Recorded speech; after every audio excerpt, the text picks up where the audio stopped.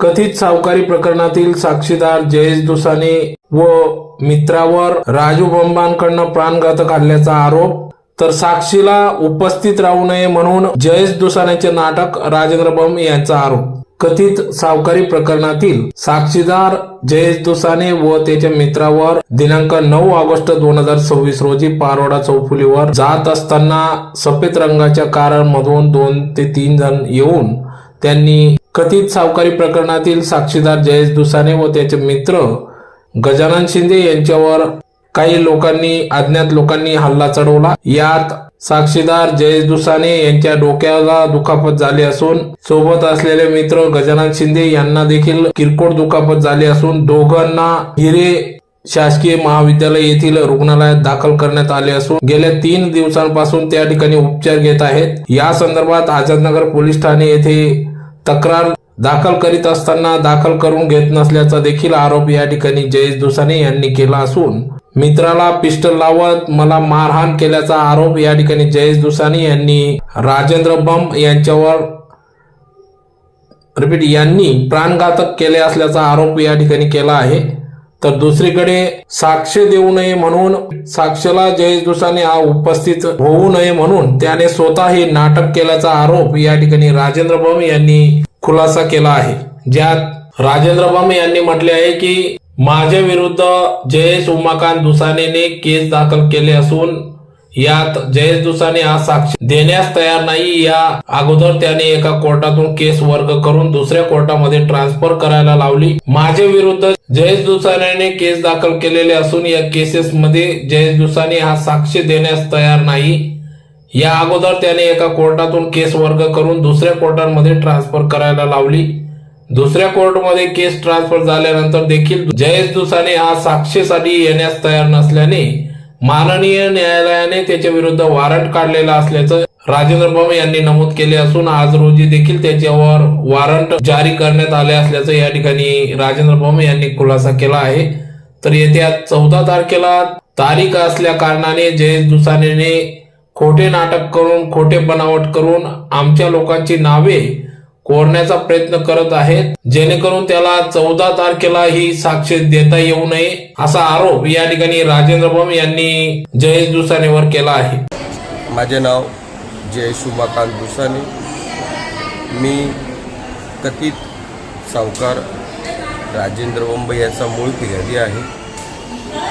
माझ्या केसमध्ये मी मूळ साक्षीदार आहे। यापूर्वी पण माझ्यावरती वेगवेगळ्या प्रकारचा दबाव टाकण्यात आला आहे बंब परिवाराकडून, वर आज माझ्यावरती स्थिती निर्माण झालेली आहे। 9 तारखेच्या रात्री पारोळा चौफुली या ठिकाणी मी आणि माझे मित्र आम्ही दोघी जात असताना 2 व्हाईट कलरची कार येऊन आम्हाला अडवणूक केली व त्या ठिकाणी माझ्यावर व माझ्या मित्रावर प्राणघातक हल्ला करण्यात आला। त्या प्राणघातक हल्ल्यात माझे जवळील मित्र व मला खूप सारा मार लागलेला आहे। माझा इकडचं मसल्स पूर्ण ब्लाइंड झालेला आहे। त्यामुळे मी वारंवार पोलीस स्टेशन आझादनगर यांना वारंवार तक्रारी अर्ज दिल्यानंतर सुद्धा आजपर्यंत आरोपी व त्याच्या परिवाराविषयी कुठलीही चौकशी त्यांनी केली नाही व आता मी गेल्या 3 दिवसापासून इथे ॲडमिट आहे। पोलीस प्रशासन इथपर्यंत आले नाही व त्यांनी माझी कुठलीही दखल घेतलेली नाही आहे।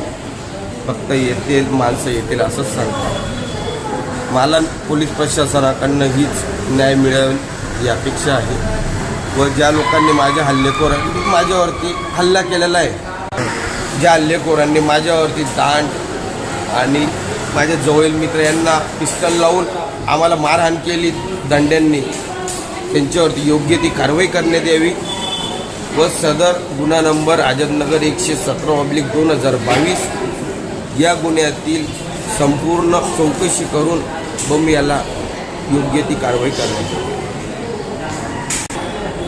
माझ्यावर होणाऱ्या या भयान हल्ला होत असताना माझे जवळील मित्र गजानन मच्छिंद्र शिंदे यांना पण खूप दुखापत झालेली आहे। आवरण्यात मला जे मारत होते ते आवरण्यात यांना खूप दुखापत झालेली आहे माझ्यासोबत व आम्ही धुळे, हिरे सिव्हिल हॉस्पिटल या ठिकाणी गेल्या 3 दिवसापासून ॲडमिट आहोत. 112ला फोन केल्यानंतर सुद्धा 112 तात्काळ उपलब्ध नाही झाली, पण जवळील काही सहकारी मित्रांमुळे मी सिव्हिल हॉस्पिटल या ठिकाणी येऊन पोहोचलो आहे.